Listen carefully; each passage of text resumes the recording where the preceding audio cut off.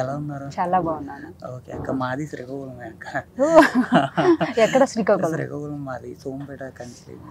Idea ఉంది, మాది రాజాం పాల్కొండ వైపు. రాజాం పాల్కొండ తెలిసే ఉంటుంది. అయితే అక్కడి నుంచి ఇక్కడ దాకా వచ్చి ఈ లైఫ్ ఎలా ఉంది అక్క? ఫస్ట్ చాలా బాగుంది. కష్టపడాలి, కష్టపడితేనే రాగలము.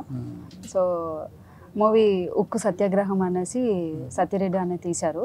సో ఆ మూవీ చూడాలి, ఫస్ట్ నేనే చూస్తాను అనుకున్నాను. మన తెలుగు వాళ్ళం కదా, అది వైజాగ్ అన్న, ఇది కంపల్సరీ రండమ్మ 29th రిలీజ్ అవుతుంది అని చెప్పారు.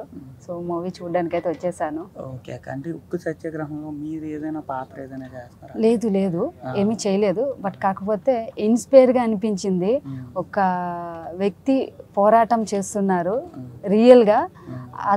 అతను ఏదైతే చేస్తున్నారో దాన్ని తెరపైకి ఎక్కించి మన యావత్ ప్రపంచం మొత్తము చూపించాలి అనే ఉద్దేశంతో సత్యరెడ్డి అన్నయ్య చేస్తున్నారు.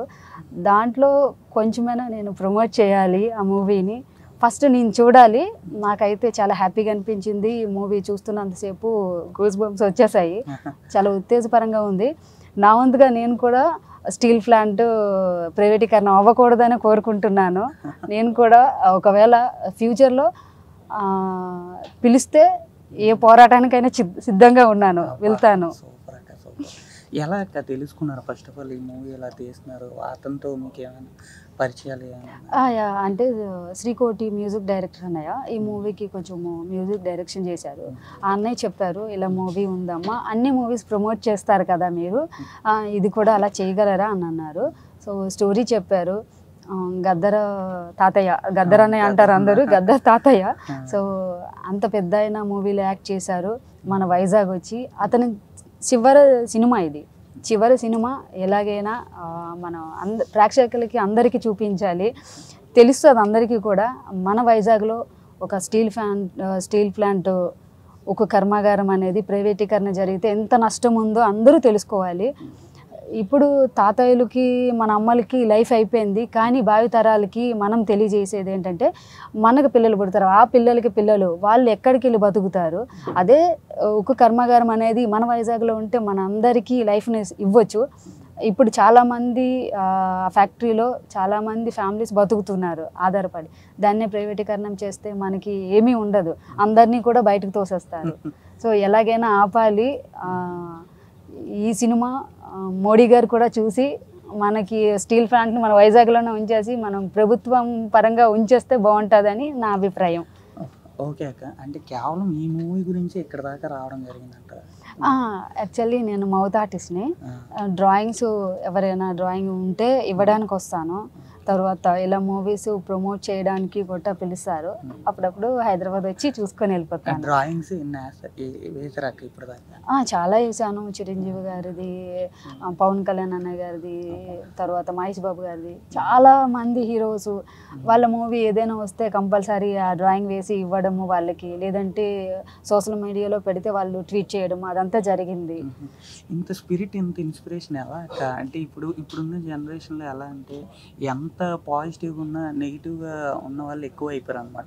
మనం ఎంత పాజిటివ్గా ఉన్నా నెగిటివిటీ స్ప్రెడ్ చేయడం, నెగిటివ్గా ఏదో ఒక మాట అన్నాం, అవన్నిటిని ఇన్స్పిరేషన్గా వదిలేసి మోటివ్ తీసుకోవడానికి కారణం?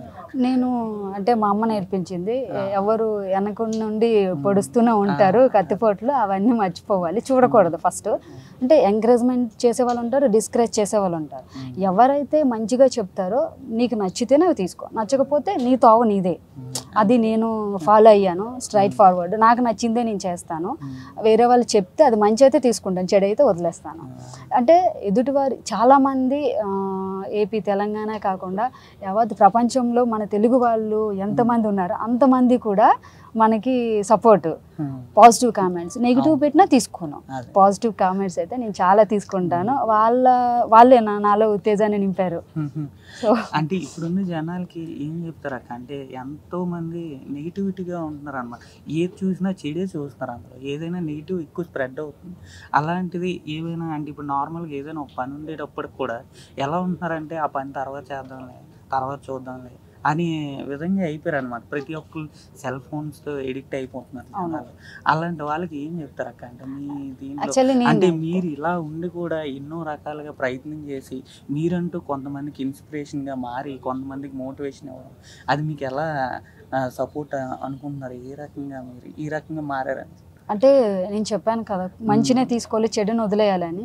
నేనైతే ఒక సెల్ ఫోన్ అవ్వని, మూవీ అవ్వని, ఏదైనా అందులో మంచిని స్వీకరించాను, చెడునైతే పక్కన పెట్టేశాను. నాలాగే చాలామంది అలాగే చేయాలని నేను కోరుకుంటాను.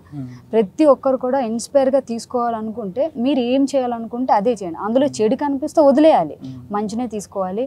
వీలైనంత వరకు మన తల్లిదండ్రులు చెప్పిందే వినాలి. చెడు చెప్పరు కదా మన తల్లిదండ్రులు, మంచిగా చెప్తారు. అది వినక వాళ్ళు మోటివేట్ చేయట్లేదు పిల్లలకి, సెల్ ఫోన్లు ఇచ్చేస్తున్నారు. ఇచ్చేయడం వల్ల చాలామంది పిల్లలు గేమ్స్ ఆడి పాడైపోతున్నారు. పెద్దోళ్ళు కూడా గేమ్స్ ఆడి అది తప్పు అని తెలిసినా కానీ చేసి సూసైడ్ చేసుకుంటున్నారు. వాళ్ళ ఫ్యామిలీలు చాలామంది బాధపడుతున్నారు. ఆ విషయం మనకు తెలిసిందే. వాళ్ళందరికీ ఏం చెప్తున్నానంటే వీలైనంత వరకు సెల్ఫ్గా మిమ్మల్ని మీరు నమ్ముకొని ముందుకు రండి. ఎవడేది చెప్పినా గుడ్డిగా నమ్మేయకూడదు.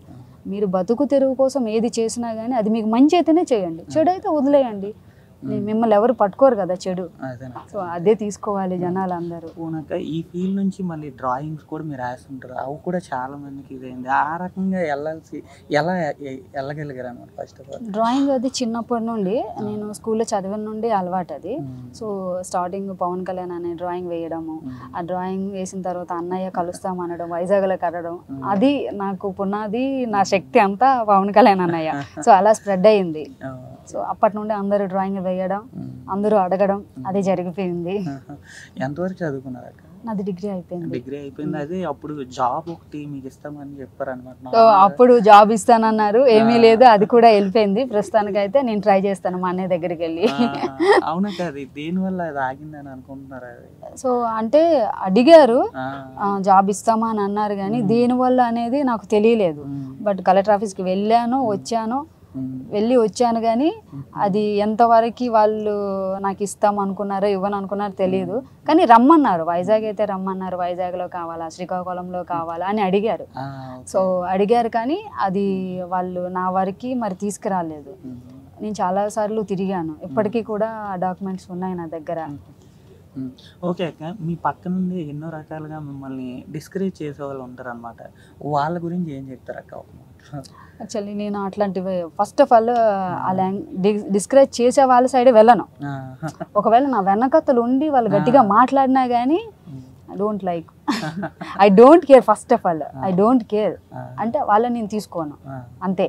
ఇప్పటి నుంచి కాదు, ఎప్పుడు చిన్నప్పటి నుండి మా అమ్మ అదే నేర్పింది. ఎదుటి వారు ఏం చెప్పినా విన్నాకు, నీకేం అనిపిస్తే అదే చెయ్యు, అది మంచి అనిపిస్తే నువ్వు చెడు అంటే వదిలేసే, అంతే. అంటే అమ్మగారే మోటివ్ అంటారు అంత అమ్మ. Okay, thank you so much. Thank you.